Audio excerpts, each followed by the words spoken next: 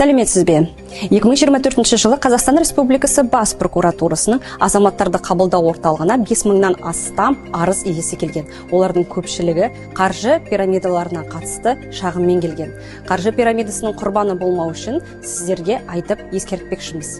Қаржы пирамидасының негізгі белгілері: лицензиясының есептік тіркеуінің болмауы, бұқаралық ақпарат құралдарындағы агрессивті жарнама, компанияның қызметі туралы нақты мәліметі жоқ, өнімді қызметті сатып алуға көндіру жағдайлары. Пирамида екенін қалай білуге болады? Олар әдетте жарнамалау кезінде мынандай сөздерді көбірек қолданады: жоғары табысты бизнес, кепілді табыс, жоғары табысты онлайн жоба, онлайн табыс, инновациялық жоба.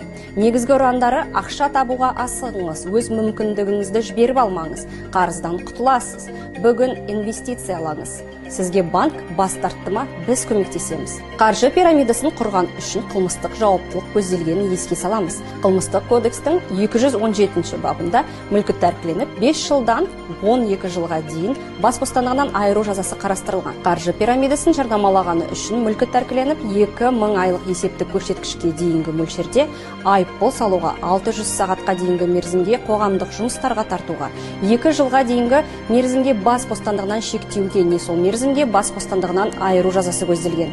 Ақшалай қаражаттан айырылып қалу қаупін және теріс салдарды болдырмау мақсатында азаматтарды күмәнді қаржы схемаларына қатыспауға шақырамыз. Егер қаржы пирамидасына тап болдым деген күмән пайда болса, дереу төменде көрсетілген органдарға жүгіну қажет. Тұрғылықты орныңыз бойынша құқық қорғау органдарына, Ішкі істер министрлігіне, қаржылық мониторинг агенттігіне, қаржы нарығын реттеу және дамыту агенттігіне. Сақ болыңыз, арандатушылыққа берілмеңіз. Оңай ақша болмайды.